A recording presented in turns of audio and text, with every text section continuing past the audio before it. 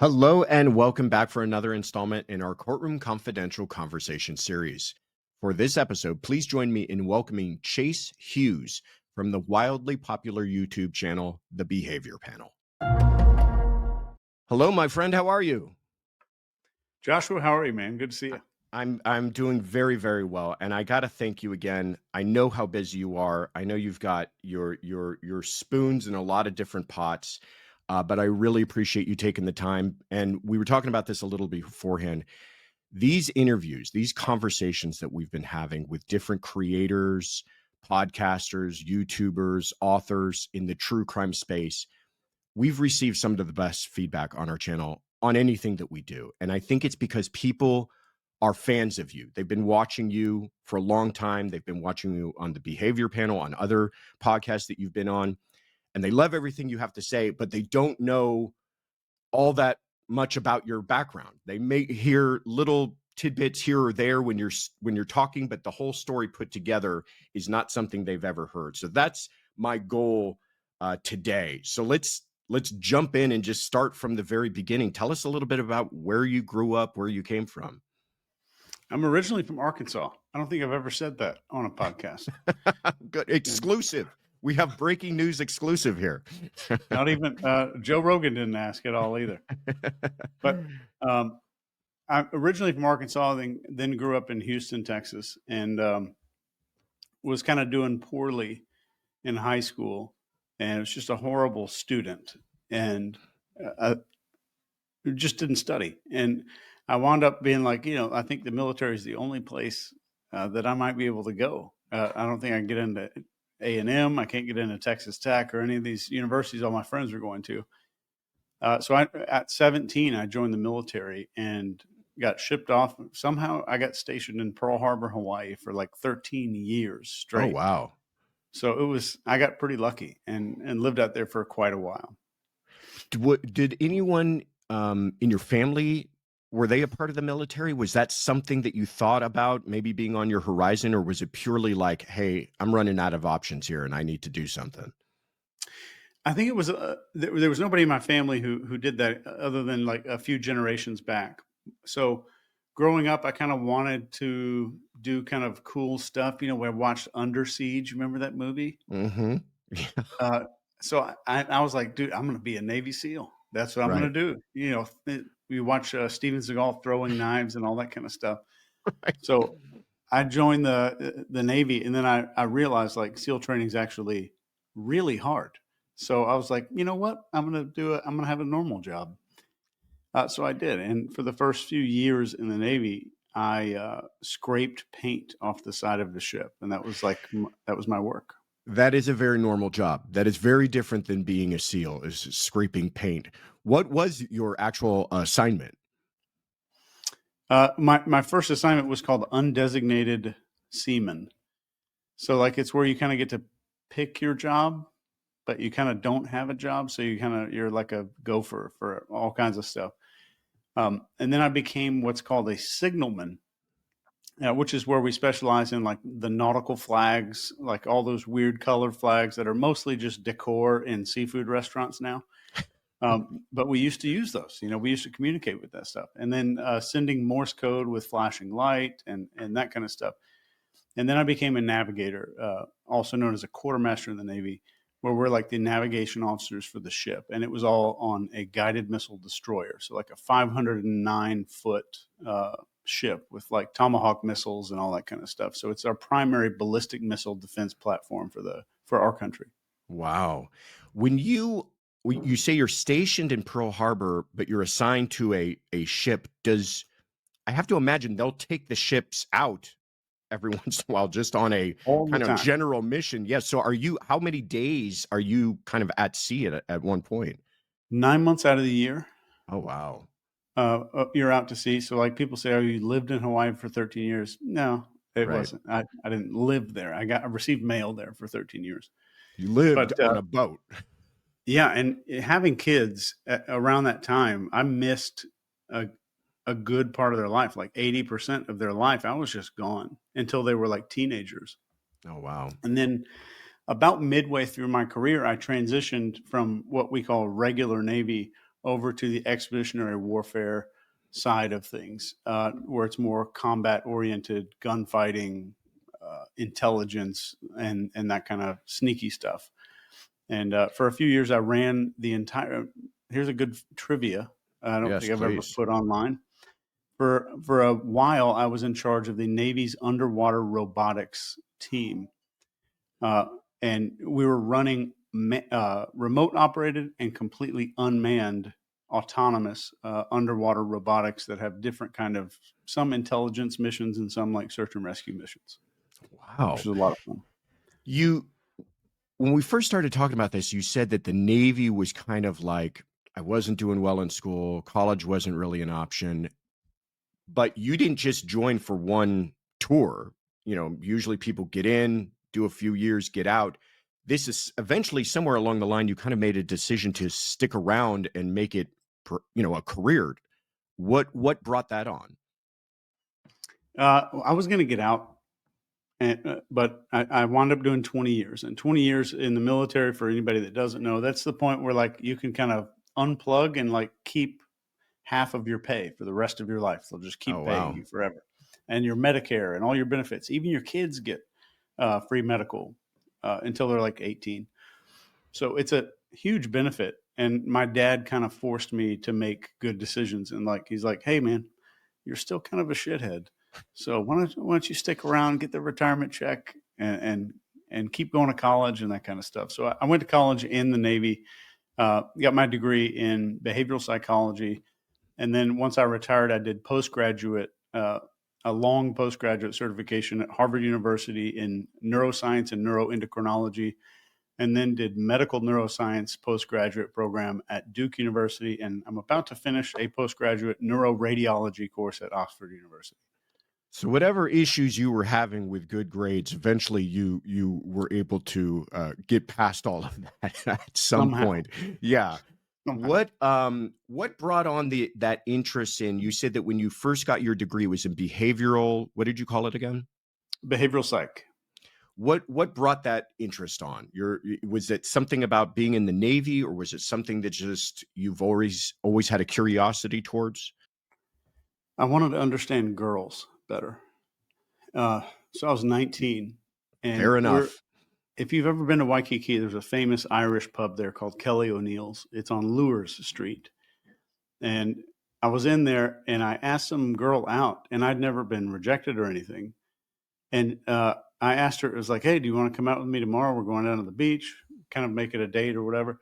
And with a disgusted look on her face, she goes, "No, thanks." I was like, wow. And that felt like it hurt. It really hurt. And I went home that night, like, because I was making that, like, what does that mean about me? Uh, Mm. so it was kind of a little wound that I carried around for a while. But I typed into Google how to tell when girls like you. And so all of these body language things come up, and I printed out this massive stack of paper. And I got so deep into the weeds with this body language stuff. And the more I could read in other people, the more comfortable I was talking to people. So I think like I had social anxiety a little bit back then. So the more I could see, like I could see all these insecurities, I could see the fears, I could see this person hiding something, I could see everyone's feeling of not being enough. And I was like, I never judged anybody for it. It was like, wow, they're screwed up too, just Mm. like me. I usually use the F word right there, but they're screwed up just like I am, and we all are. And I always had thought before that, like they're going to realize how screwed up I am, but I didn't realize everyone's thinking that. Everyone's thinking I need to kind of cover up this level of screwed upness about myself. But I got addicted to behavior and body language, and at one point it just kind of became like psychological voyeurism for me. Like I wanted to see as far behind the human curtain as I possibly could. I wanted to see like, well, if they use these words in a sentence, what does that actually reveal about who they are? And if they use these three sentences while they're talking about how they deal with conflict, what does that mean about their childhood? How do they probably grow up? What are their insecurities that come up from that? So I developed all of these systems and stuff for myself, and then wound up. My best friend Craig Weberly got killed on USS Cole on September 1st, 2001. Oh, when there was wow. a ship bombing off the coast of Yemen, in the Gulf of Yemen. Sure. And I read these intelligence reports, and I can't. I'm sorry if I'm rambling, but I just want No, to please. give you a detailed answer. Yeah. So these intelligence reports are all saying we didn't have assets on the ground. The assets didn't do a good job. They didn't have training. Blah blah blah. And I thought, like, surely the government has like Jason Bourne level elite badass training in behavioral psychology and influence and stuff. I wound up going to that course. So I wound up attending like the most top level course you could think of when it comes to persuasion in the government. And it was like a shitty rendition of how to win friends and influence people. It's Wow. like, you know what? Give them a firm handshake, look them in the eye, use their name, pat them on the shoulder every once in a while, remember their kids' names.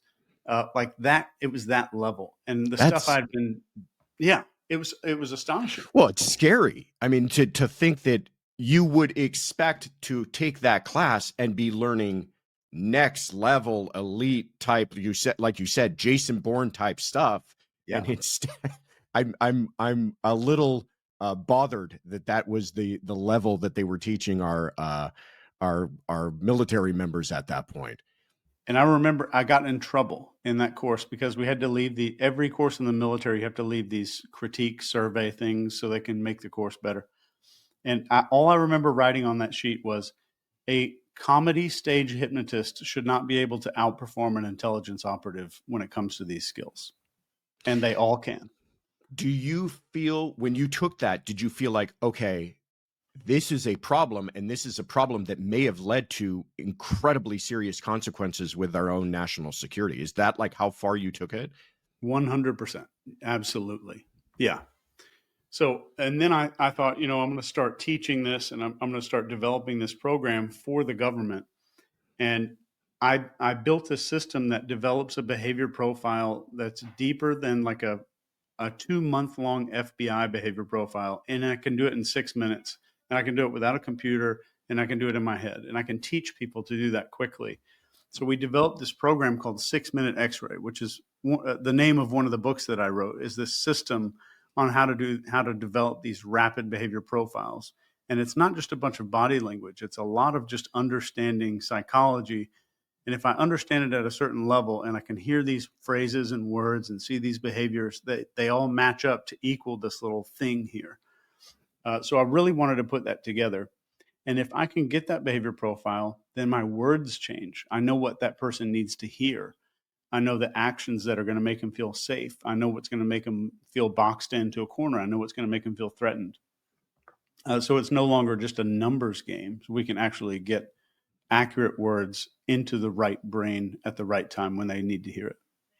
You talk a lot about this, and I've seen many podcasts that you go into this. And I don't want to spend our whole time talking about, how do you identify when somebody's lying and give us some tricks and things like that, because I want to know more about your journey. But I do have to ask, you had mentioned this, it's much more than just quote unquote body language. It's much more than just, oh, which way is a person looking when they're answering a question? What does it mean to you when you're talking about behavioral psychology? What do you think that encompasses? To me, I think of it through my own lens. So I'm not defining this as if you had hired me to work for Webster's. Right, right. So the Chase Hughes definition is behavioral psychology is our ability to see and understand these like bending points in human behavior. And as an example of this, like I was in Jamaica a few months ago, and this palm tree outside of our room, it's 50 feet tall, but the very top of this palm tree, it should look like that, but the palm tree looks like that. Hmm. The very top is just bent over crazily. It's not broken or anything. It's just like bent sideways. And then 2 days I'm looking at this thing, and I finally walk downstairs one day and look up at this tree. When it was like 5 feet tall, 3 feet tall, it had to lean over to get sunlight between these two buildings at the resort. So what we're seeing in human beings that looks like aberrant behavior, that looks like, oh, that guy's pissing me off, or they're dealing with conflict the wrong way. we're typically seeing those little survival bending points that they're an adult, but they still have that little bend in them from when they were little and they did something in order to survive, in order to make it. And we're seeing people's childhood in their adult behavior is kind of what I mean by behavioral psychology. I love that, and the palm tree is like a perfect example of that, that what later on in its life has manifested as perhaps a flaw was actually earlier in its life it desperately needed for its own survival. I love that. That's something that's gonna stick with me. At Oh, what good. point are you still in the military when, you start to get educated on this and start to develop these programs? Is that still during your military career? Absolutely. Yes. And what was the goal at that point? You're learning all this information. How did you intend to apply it? I wanted to. So, are you familiar with Darren Brown? No. He's like a hypnotist and mentalist. And I saw all these guys online, like these hypnotists and just doing crazy stuff, not realizing that it was fake, not realizing that they had all this shit set up beforehand and this Right. person's been talked to before, they've signed contracts and all this. So I thought all that was possible. So I said, I'm going to develop a system to make this possible in a government scenario where I'm talking to a foreign asset, or I need to talk someone into committing treason if I'm, getting them to provide intelligence to CIA or another intelligence agency. So I thought it was all possible. So I just developed the system for it. And I didn't know that there wasn't another system out there for it because they kind of relied on language so much. And a lot of people, even sales teams today, will rely on language. And the last time I was on stage, I was just talking to a group of real estate agents in Nashville, Tennessee, with Tom Ferry. And I went up there and I said, how much would it cost to develop the most perfect real estate script of all time, where you could call somebody on the phone and they're like, boom, yes, I want you as my realtor. This is going to work forever. This is like a sign from heaven. So the average around the room was like 10 million. It cost 10 million to do the research necessary. So I thought, or I was up on stage, I grabbed a little note card and I was like, all right, so let's say we have this golden script right here. And it just happened to have yellow paper on my desk, but I have this golden script right here. It's perfect. And I hand this to somebody with social anxiety and then put them on the phone. They're going to have the same sales numbers as your entire team does right now. The 100%. words don't matter. So in our newer training, I tend to call those people who are obsessed with words and they think words are magic and I just need the right words. I call them all Harry Potter believers because Mm. they are like, I'm just going to study these spells. And if I get the right magical spell, all of my sales will be 100% close rate and all this stuff. Or when I train attorneys to pick juries and to influence juries, they're always like, well, what do I need to say? What are the Yeah. exact things I need to say? And that's always the wrong question. And I don't know how the hell I drifted into this topic, but yeah. No, I'm fascinated by it, and I'm glad that you touched on that point about picking juries because as a lawyer myself, I'm always thinking about that is probably the point where your expertise becomes most clearly applicable in the line of work that I do is in picking juries because you're doing in moments, by the way, trying to do exactly what you're saying. Sometimes you're questioning a veneer of 40 people and the judge has given you 10 minutes to do it. And you've got to find out which of those people are always going to convict, which are never going to convict, which love cops, which hate cops. You've only got what a few seconds per person if they even raise your hand in response to the question. And the whole time they're judging you, right? And it's not just the words coming out of your mouth, it's the way that you're carrying yourself and presenting yourself and everything. So I'm fascinated and I was sure that there was an application to everything that you're talking about in my line of work. And is it that people feel like they just want to short circuit all of this? Like, I feel like you might get, and correct me if I'm wrong, a lot of people who just want tricks. Like, they think there's some sort of magic. Like you said, Harry Potter, give me the combination, give me the Yeah. words. Do I put my hands like this? Do I put my hands like this? What are the tricks that will help me win people and convince people? But it really isn't that, right? Absolutely not. And let me prove it to you if you'll Yeah. give me a second to do that. Please, please. So if you go onto Google or whatever right now and you type in how to be confident, fill in the blank, how to have more gratitude, whatever you want, or especially on LinkedIn, you're going to see all this crap. You're going to see 17 ways to command presence like a confident leader, 6 ways that Steve Jobs confidently expressed himself in presentations, 8 body language tricks to exude Yes. confidence during your next business pitch. Right. What you're going to see in there is what people crave, but what they're craving are symptoms of confidence, not confidence.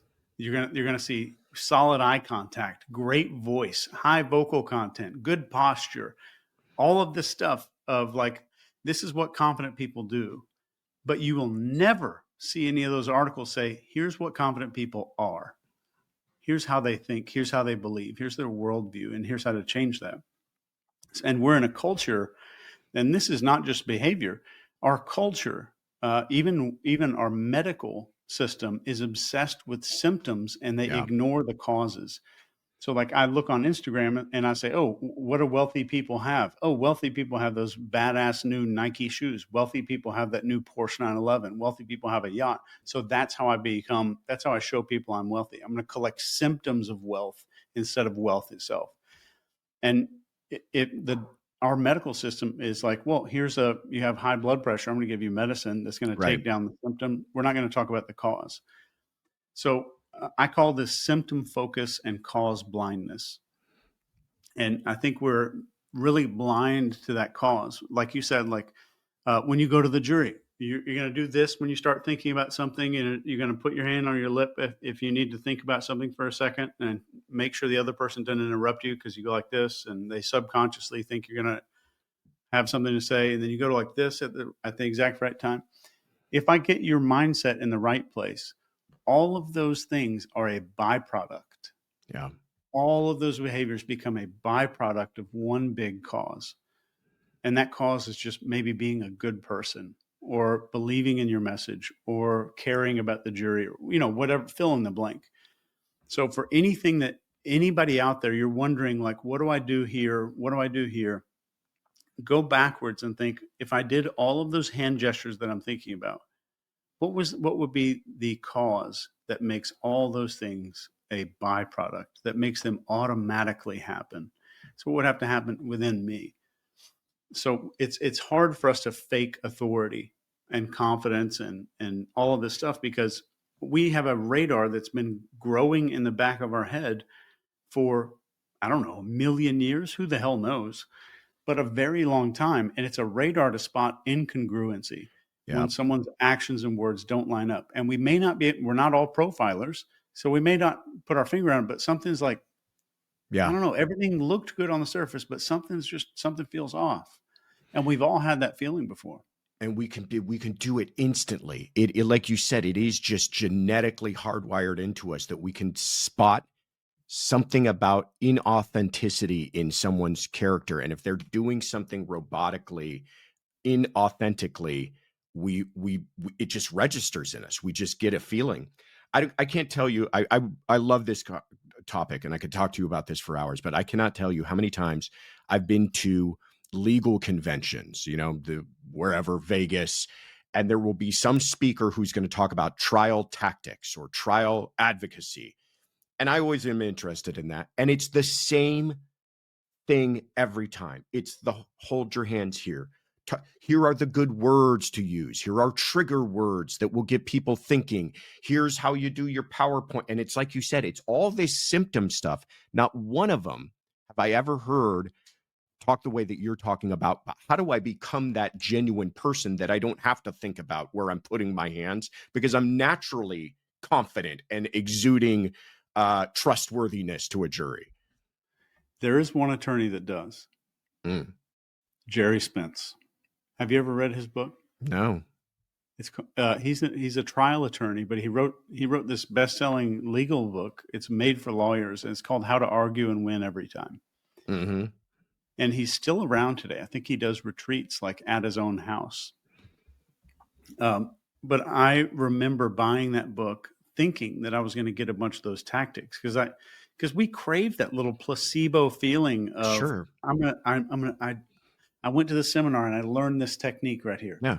Yeah. And you go home and you show it to your wife and you're like, look at this. I learned that today. I learned that shit. I can't tell you how So, many times I would, when I was younger, would shake somebody's hand and slightly turn my hand over at some point because now I'm right. Yeah, now yeah, I've asserted yeah. my dominance in this situation. Enjoy Yeah, your all of submission, my bitch. right, all of my 20s, I thought I was, just running the room with that little trick. Yeah. And it feels good. And Yeah, they kind of give us this little feel good feeling. And I remember I bought Jerry Spence's book, and I think it was chapter 1 or chapter 2. He's like, stop all of your thinking, put your pen down, stop reading this book right now, flip the book over on your desk, take your shoes off, and go outside and walk in the grass for a few minutes. And I was love it. like, what the hell is this hippie bull? Yeah, But then like you start reading into it, and he's like, you need to be grounded, and you need to be centered in your thought process and have composure.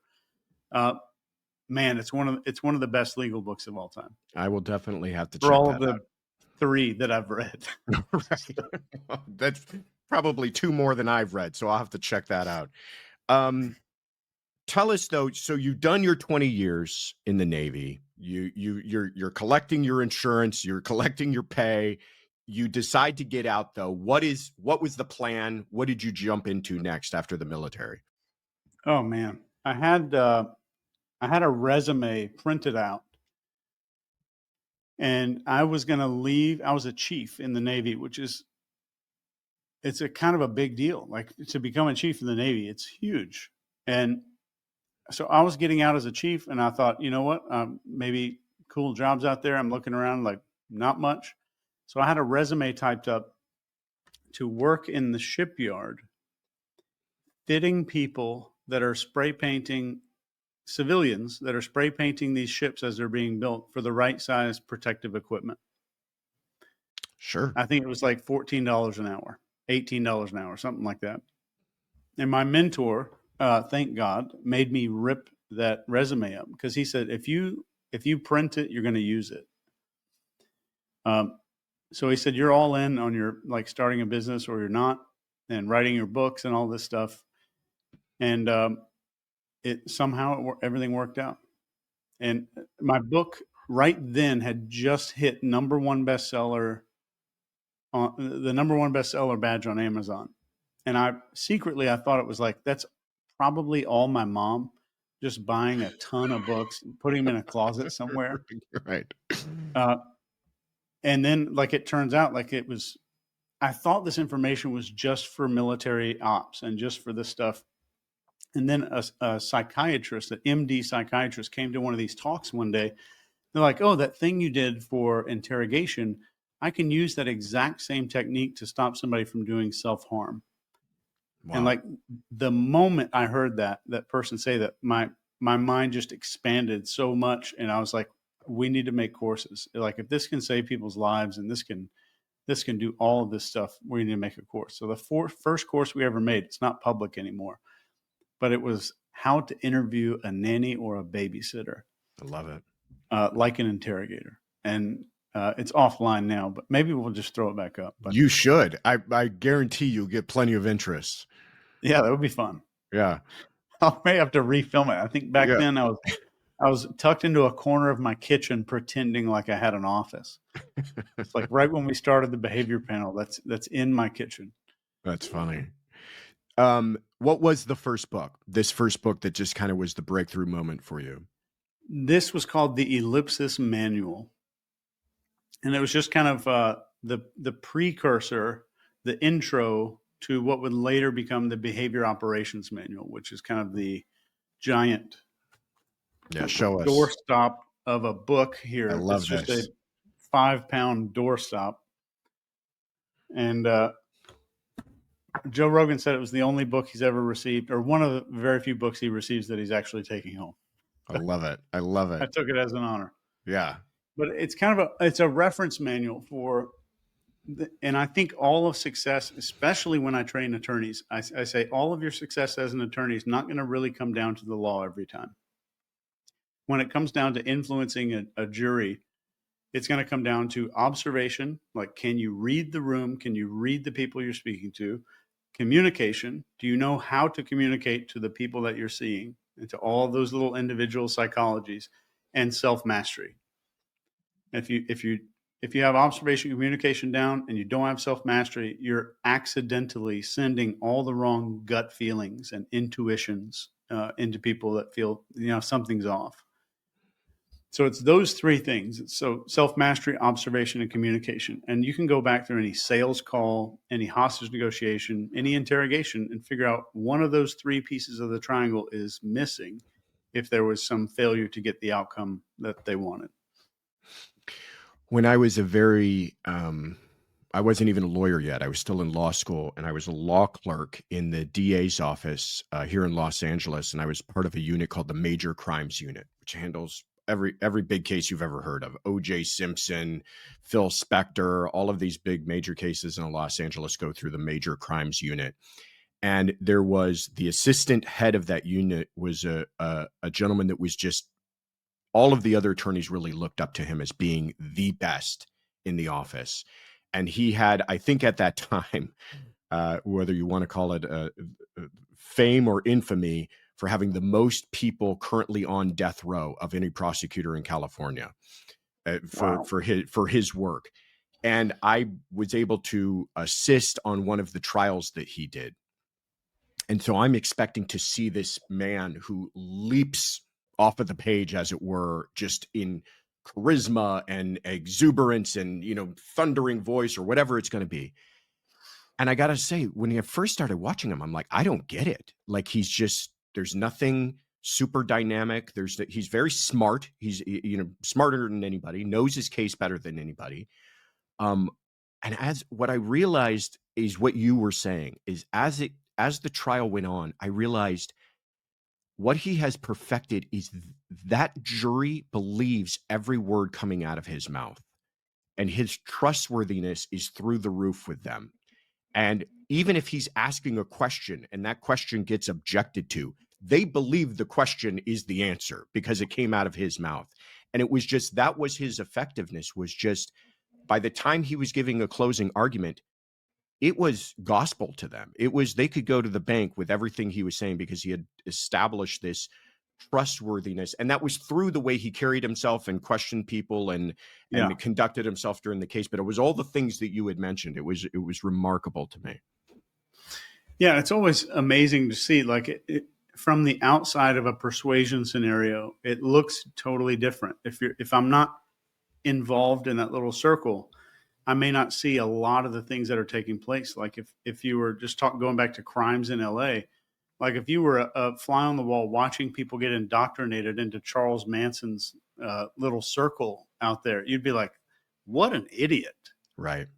But if it was you, it's a whole different feeling. Just like watching somebody get recruited into a cult, Yeah. or watching someone go through that process. And we tend to all think, never me, not me. I'm not susceptible to any of that stuff. And what's funny, like there's so many experiments out there that prove like we're just about as close to 100% susceptible to that stuff as you can be. But what's hilarious is that like we agree, like, oh yeah, people are susceptible, but not me. It's always like those people are the ones that are susceptible to that influence. But I think it's all of us. Our brain, we survive because our brains make shortcuts, but we're also very easily influenced because our brains make shortcuts. Yeah. I want to get into kind of the business that you've developed since that time after writing the book and what you're doing today. But I always ask someone who's in your field, because of so much about what you are educated on and spend your your career and time doing is about analyzing the communication of other people. Do you find it hard to turn off? Do you find that you're doing that on a day-to-day interaction with people, kind of analyzing little things here or there, the way they put together a sentence, the words that they're using in a sentence? Do you find yourself going, oh, they're doing this or they're doing that, or going through the card file in your head? Yeah, I would say it's probably like you if you were watching like Law and Order, Gotcha. to where you're like you hear these things come up on screen, and you're not consciously going, "Oh yeah, that was Jones versus Arizona Right. '98," Right. but your brain triggers like, "Nope, that's not accurate." So it's a very unconscious process. So that I don't think there's cognitive load associated with it, but I will definitely still see that profile just kind of almost in my vision here, just kind of start popping up when someone's talking. And as my kids were growing up from the age of 4 or 5, we would like pull up behind a car with a ton of bumper stickers on it. And I would ask my kids, like, what does that person want us to think about him based on these stickers? So, what does he want us to think about him? And that is a great question for all the adults as well. Like, for everything that I see, whether it's jewelry or some guy on YouTube has some weird picture of a girl in the background of his office on two Mhm. sides of it. What does he want? What does he want that to say? Mhm. And just kind of going through that process of understanding if I if I can do that without judgment, without judging somebody and saying like, "Oh, they're insecure. I'm better than they are," which makes you automatically a moron. But if I can do that without judgment, I become so much better at understanding human beings, at persuasion, at influence, because I'm understanding what do they need to be seen as. Is it powerful? Do they want to be seen as significant? Do they want to be seen as like a team player, as a member of a group? So that's really powerful. If we just kind of get that one question I kind of drilled into my kids' heads is, what is this thing? What do they want this thing to tell me about them? Is it I'm tough? Is it I'm fun? Is it I have lots of friends? Is it I'm hardworking? I'm athletic? I'm fit? What are they trying to tell us? And seeing the world through that lens, you don't need to book. You don't need to go on Amazon and buy a book or leave post-it notes on your bathroom mirror to memorize stuff. Just that one question. What do they want me to think based on that thing?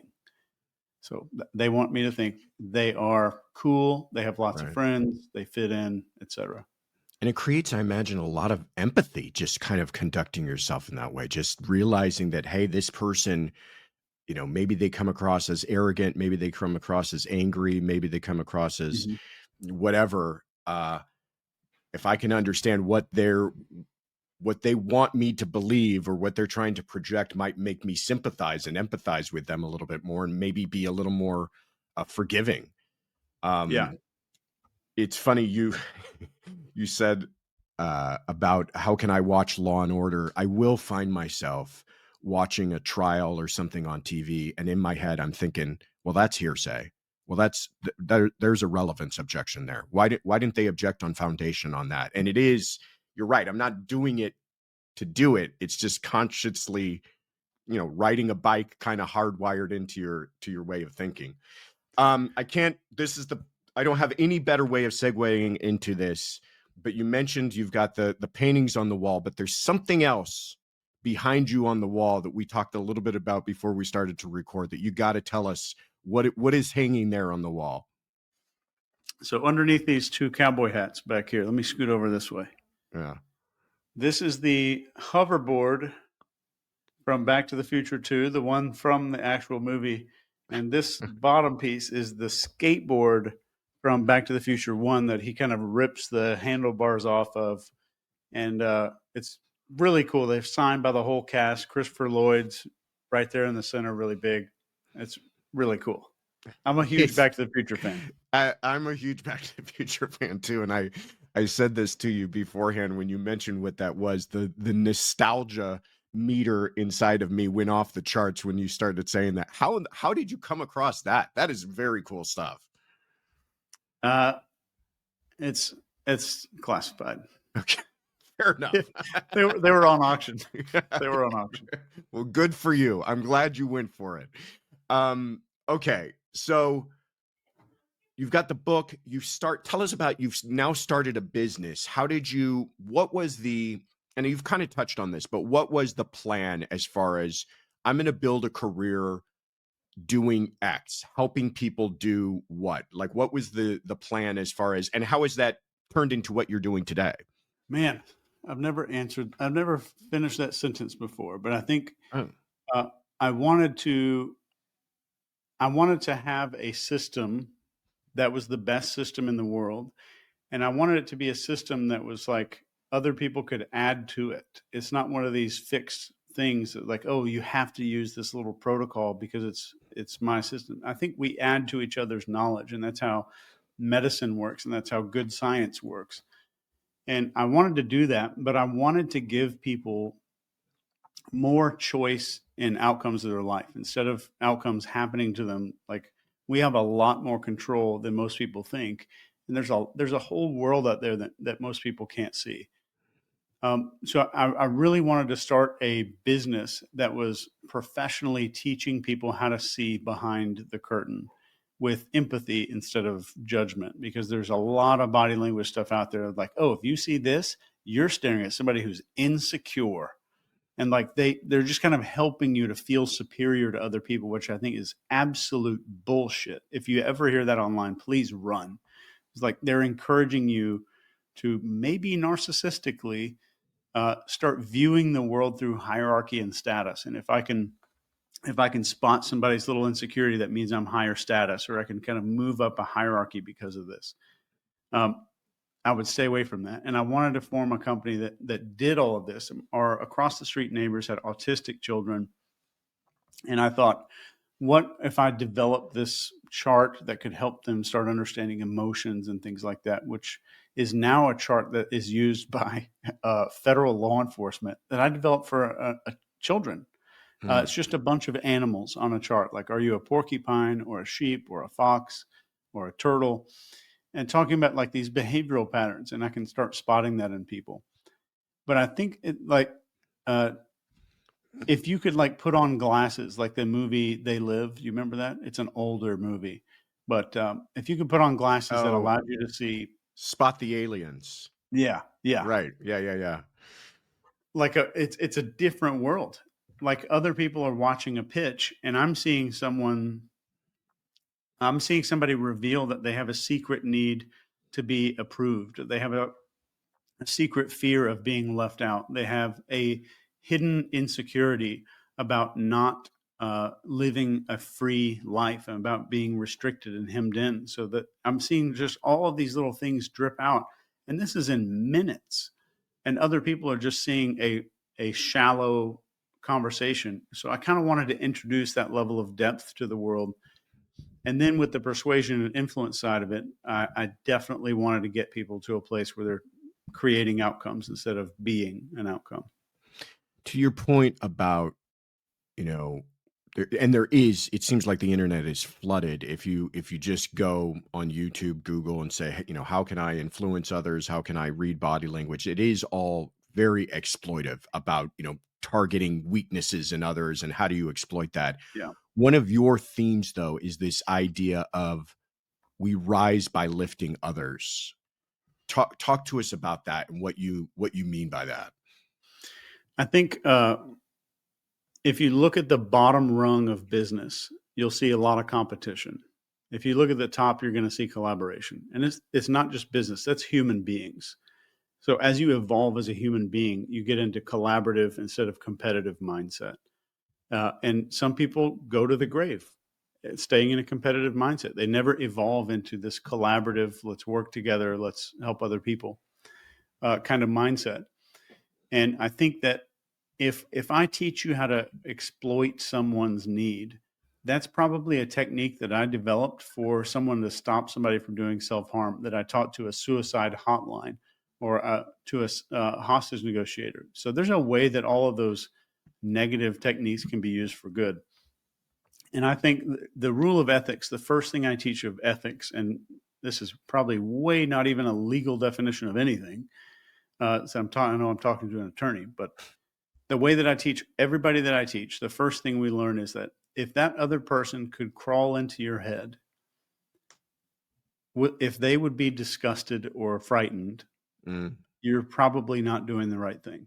yeah. If they would be excited about your intentions or your outcome, then you're probably doing the right thing, because the ethics are never in the tool. It's always in the user of the tool. So I really want to hammer down that message of we rise by lifting other people, because I think there's too many people in the world that see life as a zero sum game. In order for me to succeed, other people have to fail. I have to put other people down for me to rise up. And that is the opposite of the truth. I couldn't agree with you more. I'm a big um, believer in the all ships rise with the tide type of mentality. That there's nothing but benefit that I cannot get about trying to help lift somebody else. That it can't do anything, like you said. It's not zero sum. They don't they don't take up that space, meaning I'll never occupy that space. But we're all going to help each other out. So I Yeah. fully buy into and appreciate that. And every once in a while, you'll hear somebody say, "Well, if I make this much money, it prevents other people from making money," Mm, or if he's making this much money, that prevents me from making money. Have you been alive for the last 7 years? They just print it. They yeah, just keep yeah. printing more Believe of it. me, there's Number plenty of it, one, dude. Yeah, it's fake, and there's plenty of it. It's not yeah, even real. yeah. Very true. Many of the people watching this are fans of you and have come to know you through the behavior panel. Wildly successful on YouTube. Fascinating program. Tell us how you got involved in that, what the philosophy is behind all of that. Share with us a little bit about the behavior panel.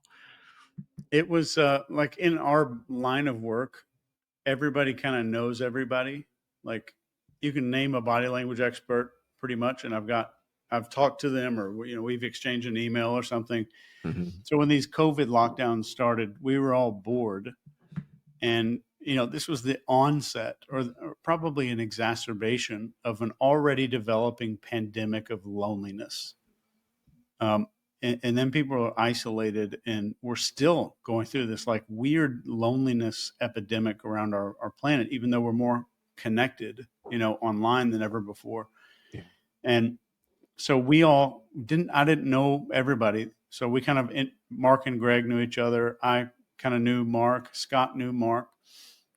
So we all said, "Hey, we're all bored. What if we just get on a Zoom call, and we'll talk about whether or not this lady in Tiger King is lying or not, uh, and then we'll just like throw it on YouTube," which is still to this day what we kind of do. Like, we're not heavy on editing and like cinematography, as you can Right. tell. Right. So a bunch of just middle-aged dudes hanging out on a Zoom call, and I would have never thought it would have been successful without us hiring some Hollywood editor and dropping refrigerators from cranes onto cyber trucks and blowing up propane tanks. Like, that seems to be the way that you become successful now, and somehow we did it. And I think there's a part of that message that resonates with people, that as we continually evolve into this kind of simulated version of friends, like that person on that little thing on your phone, like, that's not your friend. That's a simulation of your friend. It's not a real person. So our brain gets tricked into thinking there's tribe there. And I think that we are starting to realize the true value in understanding human behavior, not just to keep ourselves safe, but just to say, like, oh, I can reconnect with my kid, or I'm watching something on true crime where a lady drugs her husband with a poisonous mushroom, but I just learned a technique from Greg or Chase or Mark or Scott, of that little phrase that I can use when my son comes home from middle school to really get him to talk about his day. And I think that really resonates with people. And maybe I'm just making that up. That's what my mom likes Mm, about the mm. show, anyway. Were you a big YouTube person before getting involved in the show? Because YouTube to me is this kind of separate, weird beast of its own. It's not TV, it's not podcasting, it's this different thing that is incredible, really, ability to communicate where anybody with a camera and a computer can all of a sudden spread their message around the entire world. How has that experience been for you being a part of YouTube? Yeah, my son, who's now 16, introduced me to one of his friends the other day as a YouTuber, and the Mm, moment he said it, I was like, "What?" And then I, like, sat there for a second, like, "Holy shit, I am a YouTuber." Like, mm. that never occurred to me because I'm not walking around with selfie sticks and all that kind of stuff, which is my cartoon version of a YouTuber in my head. But I think it's a weird landscape, and it can get you sucked in really fast of like, I need to go watch 50 tutorials on how to make the best thumbnail, and Right. because that's what determines clicks, or I need to work my ass off on how to write this title in a way that's going to get the most amount of clicks. Or this current event happened. I'm going to cancel my kid's doctor appointment so I can cover this P Diddy thing that just came Right. out on Be the Twitter. first one to put a video Yeah, up. Yeah. yeah. I think that may be the unhealthy side of it. So I try to moderate it. And my personal YouTube channel, I think, has like 700,000 subscribers or something like that on there. So we're close to 1 million now. And I put kind of random videos out that I just feel like Mm, putting out. Somehow people like it. But I jumped on like the psyops trend. Like, are we in the middle of a psyop somehow? mm, And how to spot when you're in the middle of a psyop. I'm the guy that trains Army psyops guys and train government.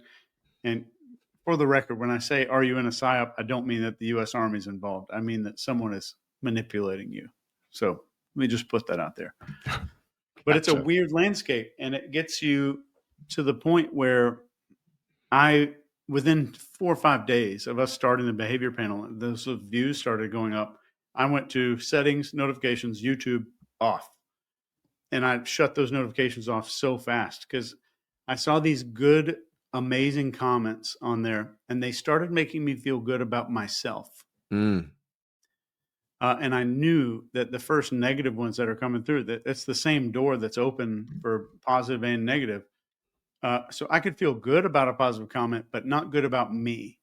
So my definition of me has to come from me. It can never be defined by anybody on YouTube.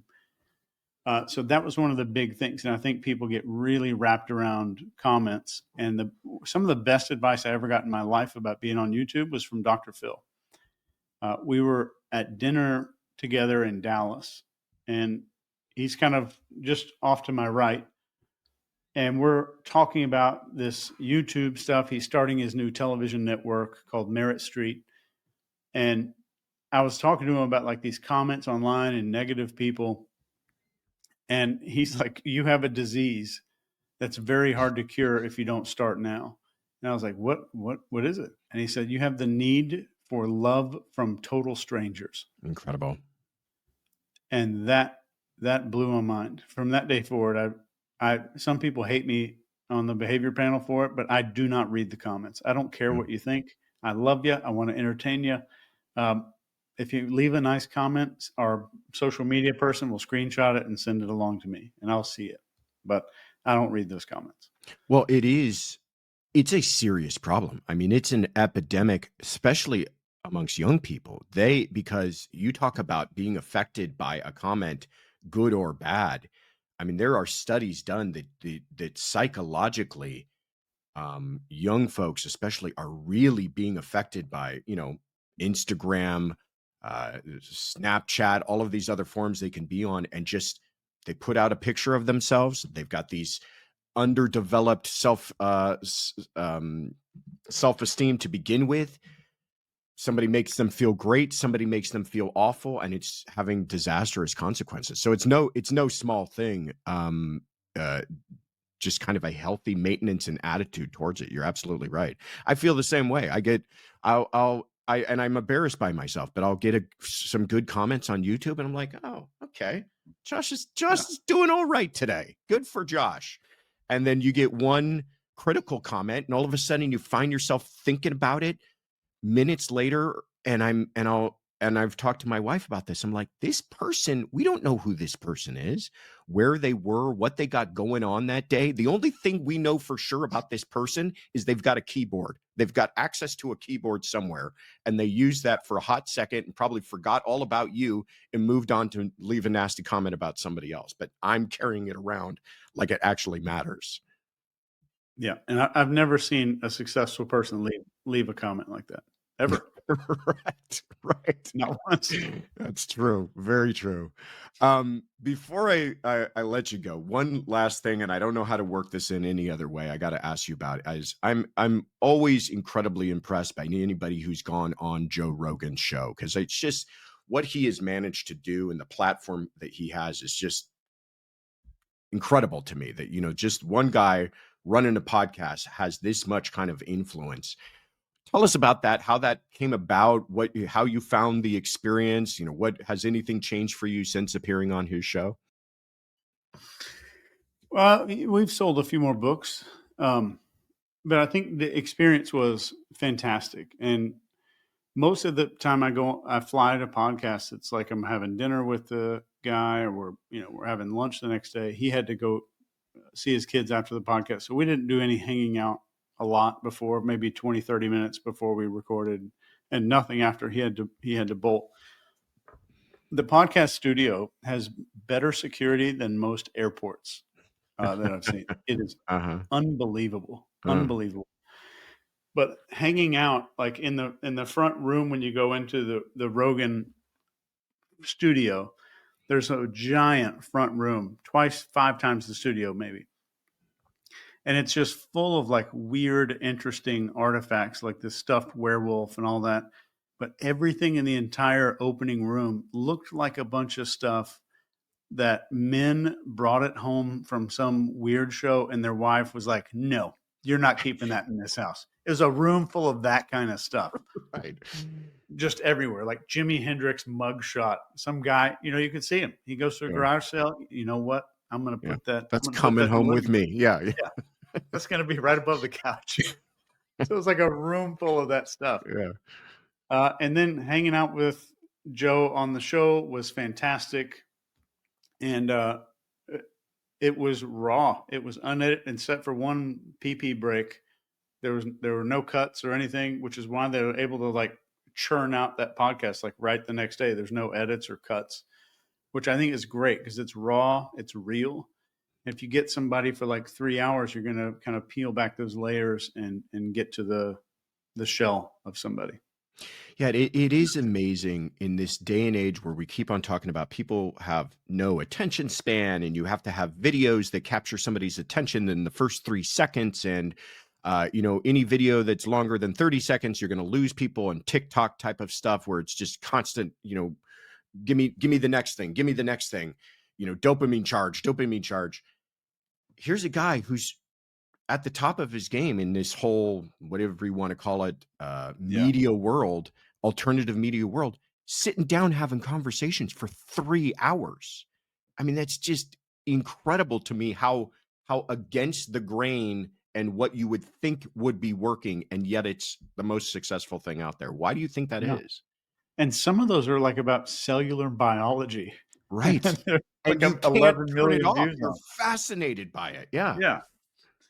I think that there's two reasons for this. So reason number one is when you see all these people saying you need to hook them in the beginning, you need to flashing lights, big thing on the screen, kind of keep them along. That's for a certain type of people. Mm, So not all clicks are the same. But second to this is we are so inundated with artificial faces, artificial personalities, artificial bodies, filters on everything. And everything is becoming so artificial and fake, even the personalities of everybody that we see online, that I think people are starving and desperate for something that feels real and yeah. genuine. And Rogan's got that. Rogan Yeah. has all of that on the show. He's the same dude off camera as he is on camera. Everything's real. It's exact what you see is what you get, and it's very genuine and it's heart centered. There's no makeup. There's no let's go back. I don't like the way I said that. Let's go back and retake Yeah. that again. Yeah. We don't do that. So I think people are genuinely, without even knowing that might be the reason, we're craving and starving for some thing in our life that's genuine and real and authentic. Yeah. Yeah, and it's so true because, again, you would have thought, and I imagine this has happened to him, that somewhere along the line, money and producers and other people would wanna put their spoon in the pot and say, "You know what we need to do is you need to script this out a little bit better, and let's work in some story arc into the way you conduct this interview, and, why don't you try to plug this," and he doesn't do any of that. You could tell. I mean, I have no idea how he does it, but the way that it comes off and the way that I feel that it's done is he just sits down and starts talking to somebody. And before you know it, 3 hours have gone by, and it's the most interesting 3 hours that you've heard that day. Yeah. And it's not just the guests that are interesting. I'm not on there, and it's like I'm the reason the show's interesting. It's his natural kind of insatiable curiosity. Mm, He's got humor there, and there's no script. I don't mean there's no script. There's no agenda. right. It's like the first version of what, like, we haven't seen agenda-free media in since our parents were children, probably. Yeah. And even Yeah. then, it probably didn't exist. Yeah, and like you said, he has a curiosity that's a genuine curiosity too. He is Yeah. genuinely interested in what the person across the table from him is saying. Really incredible stuff. Well, Chase, this has been incredible. I can't thank you enough. I could talk to you for hours. I really admire the work that you've done. I admire your career. I admire everything that you're continuing to do.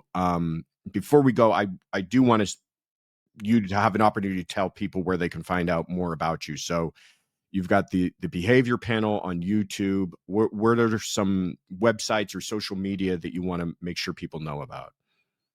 Sure. Yeah, I mean, you can download a free course, which is a masterclass course on our website. It's just nci.university.